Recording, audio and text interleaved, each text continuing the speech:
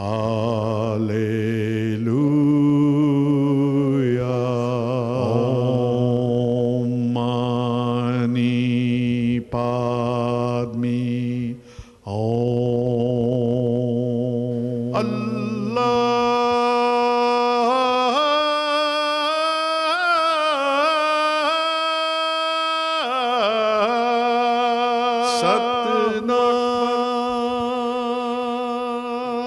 Welcome to Harmony and Diversity.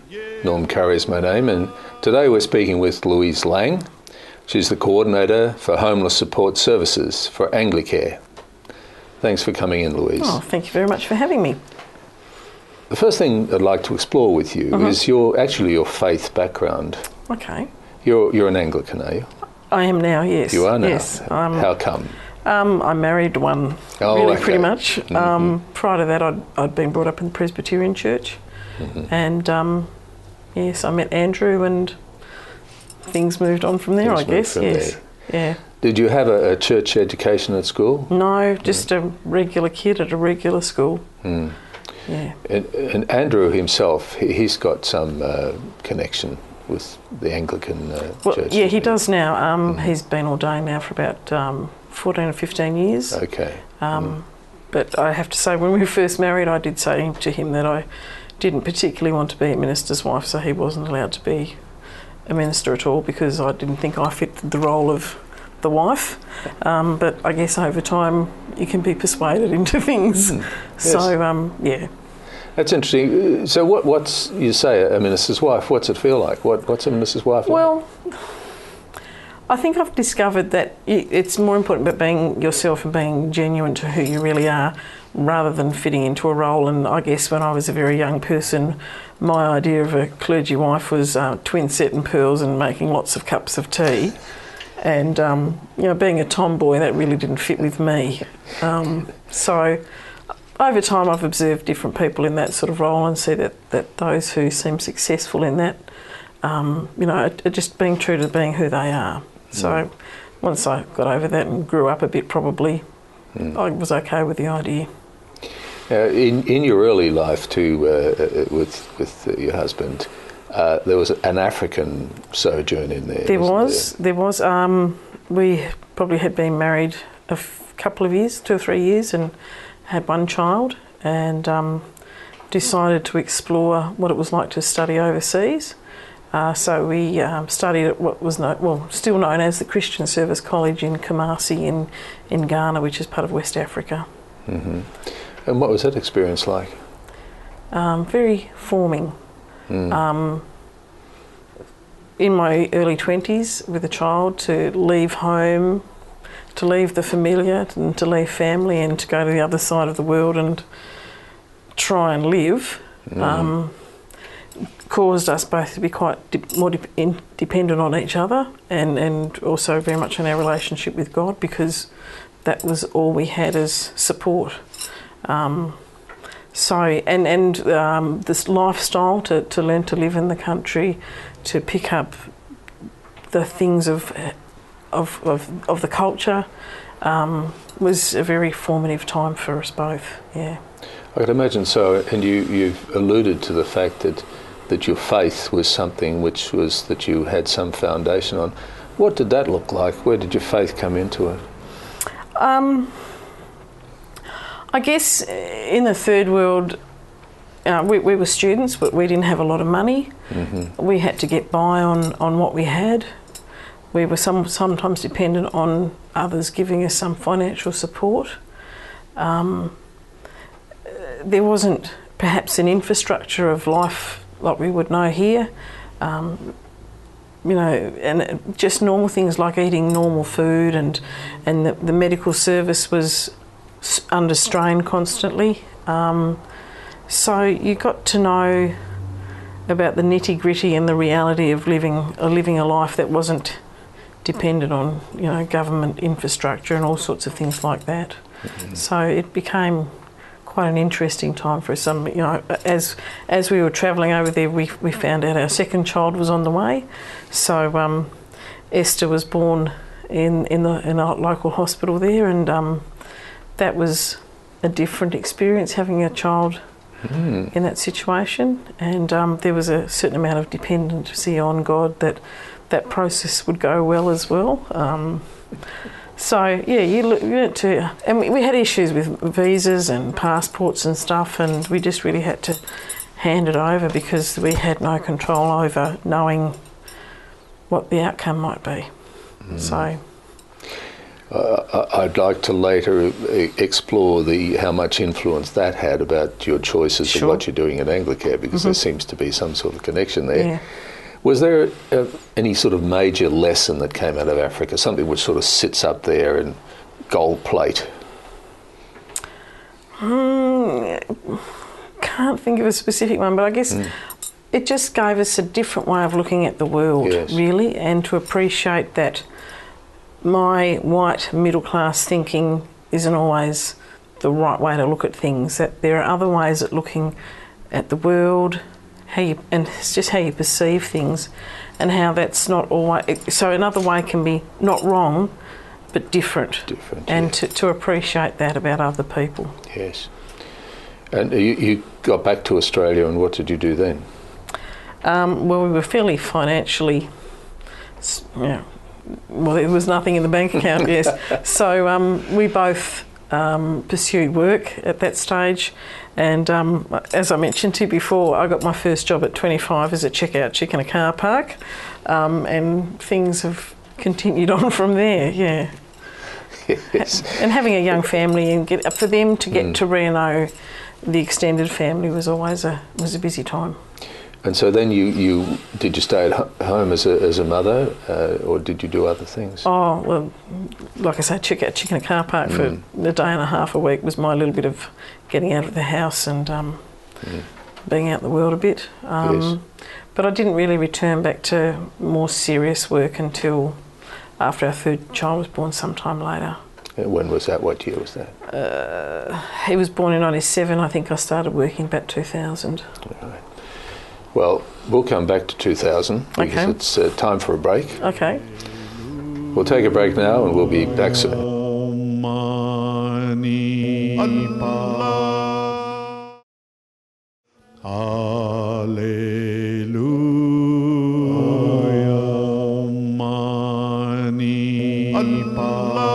Welcome back to Harmony and Diversity.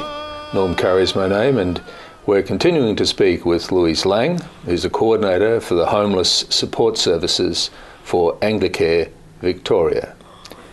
And we got to the point, Louise, where it's the year 2000 and you've decided that you're going to go back into the workforce in some way. What did you do? My job, I was actually approached to do the position, which was a pleasant surprise, but I was a mission support worker.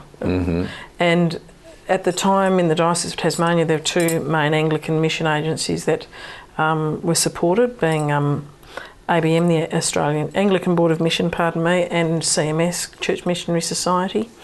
And my role was to travel through the north of the state promoting those mission agencies as well as other Anglican mission. And that was a 20-hour-a-week position. I had a 3-year-old, so it was sort of a bit of balance, but we did that, and I thoroughly enjoyed getting out and about, meeting people. And so when you say promoting, what does that entail? I guess letting people know about what the agencies are doing and what they're up to, how people can support them through, finances, prayer, and anything else on the spectrum in between. Just getting the knowledge out of what the work's about, and and sometimes working with workers from those organisations to get the promotion happening. Yes. And at that time, what was your husband doing?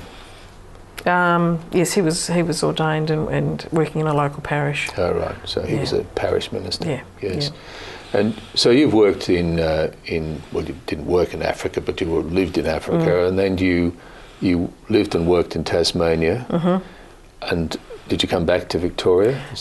From Ghana, we went back to Tasmania. Yes. Andrew became, after a couple of years, a candidate for ordination. So he then had to do some more studies. So he lived in Morpeth in New South Wales for 2 years. Then went back to Tasmania for his ordination. And then we were in parish ministry after that there for a while.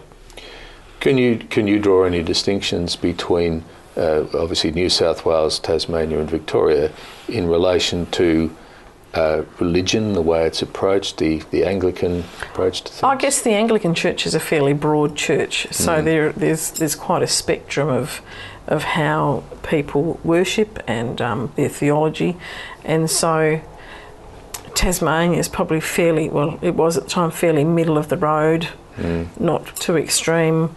To go to Morpeth, which is a part of the Newcastle diocese, they're probably more Catholic in their approach to things in the church. Not that they're not evangelical, but their style. And then again, Melbourne's, now that we're here in Melbourne, that's a bit, I would think, a bit more middle of the road with a lot of variety of worship, so people can choose how they want to do that. And I kind of like being in a place like that where there's a lot of choice. Yes. You're not rigidly nailed down to one thing. No, and that's a good thing. Yeah. So you're in Tasmania and you're doing all this liaison type work. What happened then? Well, that lasted for 2.5 years and the contract finished, and just as that was happening, the local school had a chaplain who was deciding that he needed to resign from that position and do less travelling, and I was approached at the time to consider taking on the role as a school chaplain, which I had a bit of kicking and screaming over. But I think God has a better sense of humour than mine, and in no time at all I was a school chaplain at the local school, which then extended to a second school, both country schools with not easy populations of young people, not large schools either, but I really enjoyed the work. I also did some teacher's aid work, which became quite complementary in the role as chaplain. So I ended up working full-time between two schools. How did you find being a chaplain? Because that was back, chaplains weren't all that common then, were No, they? and where we were particularly, we were an initiative of the local Uniting Church. We weren't part of the system that there was in Tasmania. But there'd been a chaplain prior who'd been very good, and it's an understanding of chaplains in the sense of you're not there as an evangelist, but you're there as a representative, and to work alongside people. And again, because I happened to be the local minister's wife, people were very polite and respectful, but kept their distance, and it took time to build a relationship with people. And like I say, working alongside the children, being a teacher's aide was a great way to work alongside and see what we could do. I worked with a social worker and counsellors as well at the school, and just did what I could to be helpful and to build relationship. You mentioned that there was a presence, you just needed to be a representative. A representative of what? Well, I don't think I'm quite a representative of God, but it's about just reminding people that God's there. And so if someone wanted to talk to you about God, that's fine, but I wasn't going to go in and Bible bash. It's about letting people approach and come to you with those personal matters or whatever they feel they need to talk about. Giving them the option. Yeah, yes. Absolutely. Yes. And did you find that more chose the option of the... Over time, when they got to see that I was a real person, and like I say, you have the hat of being maybe the God person in the room, so people are careful about what they say and how they say it and all that sort of thing. And it's nice when after a while those barriers are let down and people are being real and they see me as a real person as well. So with the children, what was the age group for those schools? At the school, the closest school was from kindergarten through to year 10. Yeah. Both schools were that age range. Yeah. If you were to draw a graph of the intensity of attendance at your office as the chaplain from the base grade to I didn't have an office. I was always out and about. Well, in your out and about space, where was the greatest group? Was it at the top end with the 10 years old, or no? It probably would have been more the primary schools where I probably had most involvement. And I guess sometimes there's a certain amount of suspicion with some staff about what you're there to do. Yes. So it was always just about working alongside people and being helpful and seeing that, I guess sometimes it's just about seeing that a Christian can be quite normal and not wanting to convert people every 5 minutes or something like that. Yes, thanks for that, Louise. That gives an insight, as you say, into how to present a faith in a particular way. We're out of time for this sector, so we will go to a break. We'll be back shortly. Om Mani Padme. Alleluia. Om Mani Padme. Welcome back to Harmony and Diversity. Norm Currie is my name, and today we're speaking with Louise Lang, Coordinator, Homeless Support Services, the Anglicare Victoria. And Louise has detailed some rather interesting aspects of her life, and we're in Tasmania at the moment, and we're just about to leave. Where did we go to, Louise? We moved to Horsham, and if I may tell a funny story, because my husband's, I'm sure he's got some Scottish heritage, but we left Horsham on the day of our 20th wedding anniversary because he was busy telling everybody that he was taking me on an overseas cruise for our anniversary. And I'm just doing that to get him back, really. Yeah, we went to Horsham. He became the rector of the parish there, and we had 3.25 years living in Horsham. And a nice place, and what did you do there? It is. It took me a little while to get some work, but I eventually got a position working at an organisation called the Christian Emergency Food Centre as one of their first support workers. It's a place where there's about 70 volunteers, and they do emergency relief food type work, and service 5 shires around the Horsham area, so right out to the South Australian border, around up to Warwick-Nabil and around. So it's quite a substantial area that's covered. Food parcels are sent out on request from social workers and people like that. It's always intriguing, these food parcels and families in need like that, and there were 70 support workers. The volunteers would come in on a basis, like we had some reception volunteers, those who interviewed clients and those who worked out the back in the food room. What would be the typical profile of someone who would be asking for food parcels in that particular area? Often people were residents of Horsham, probably on benefits. Most living in the poorer part of town, and just struggling welfare people. In the time we were there, it was part of the drought. And we received a lot of donations from here from Melbourne and from Ballarat. And we had an arrangement with the local Centrelink when the payments came in, the hardship, can't remember the right term, payments came in, we would have part of a food parcel down at the Centrelink office for a farmer's family to receive in that time. And then we did a post drop also to let farming communities know that help was available, because it had been given to us for those drought affected families. And I had the task of often interviewing a farming family if they came to us, and to try and treat them gently and respectfully with some dignity when they came in. And that was an interesting time, because a lot of people had money tied up in assets but they had no income, and a lot of families really struggled in that time.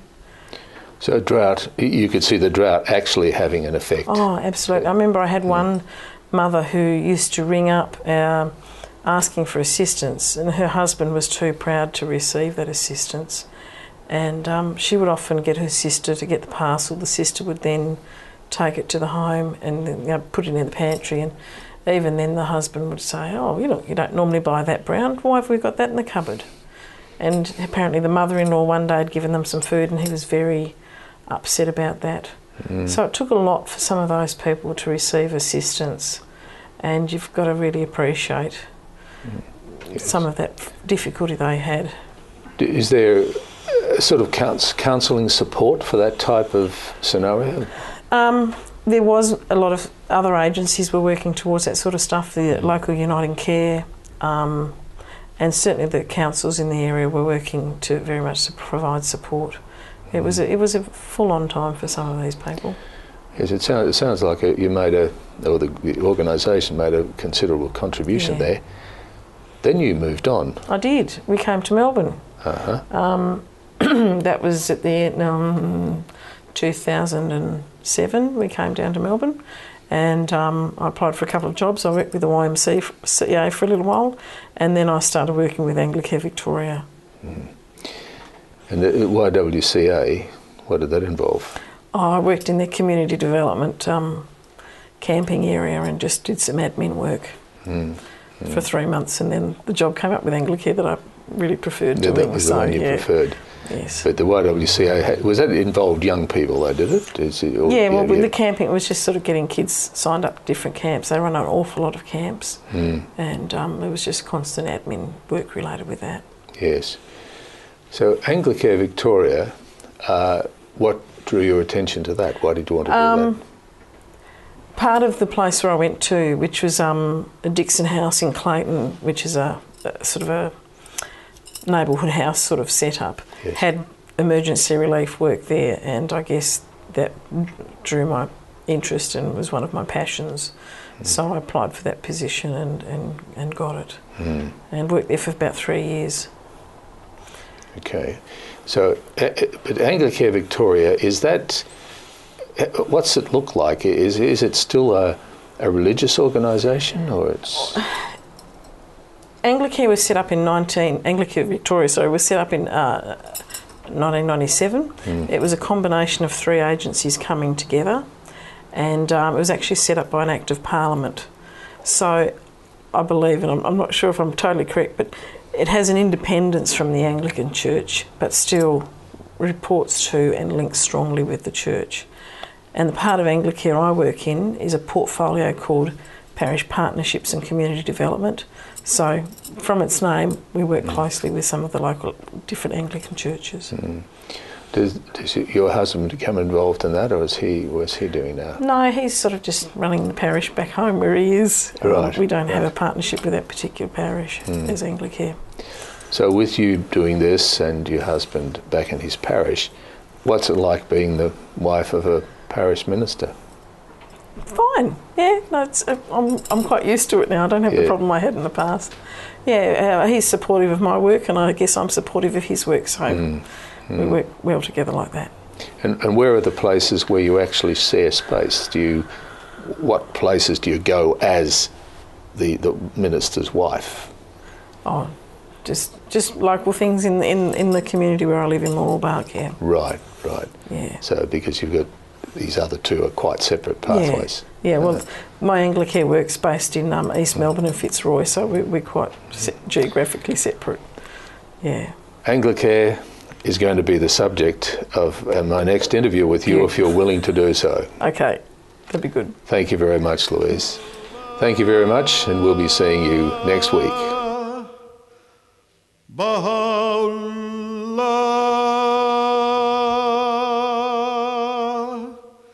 Shanti Om,